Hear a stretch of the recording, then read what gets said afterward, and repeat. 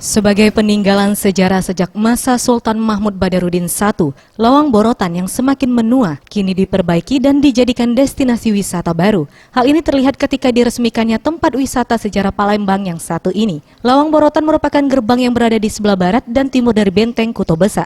Namun kini gerbang barat adalah satu-satunya yang masih berdiri. Bahkan gerbang tersebut menjadi akses keluar masuknya Sultan Mahmud Badarudin II jika hendak menuju kediaman Adipati tua di Muara Sungai Sekanak. Bangunan Lawang Borotan yang merupakan warisan sejarah tersebut selama bertahun-tahun seolah terabaikan. Selain kusam dan berlumut, sejumlah bagian bangunan gerbang ini juga sudah mulai retak dan dipenuhi ilalang.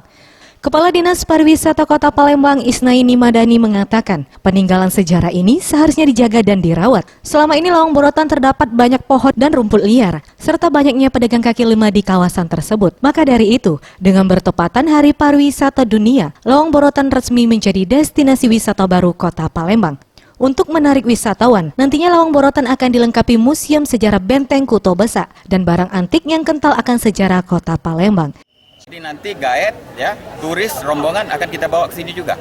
Ada turis yang pengen, bagaimana, di mana tempat saya bisa membeli barang-barang antik yang memang memiliki sejarah, terutama sejarah Palembang. Silahkan dia bawa sini. Sekaligus dia bisa merasakan sensasinya berada di dalam benteng Kota Besa yang selama ini hanya bisa kita nikmati secara visual dari luar. Tim Liputan Sriwijaya TV.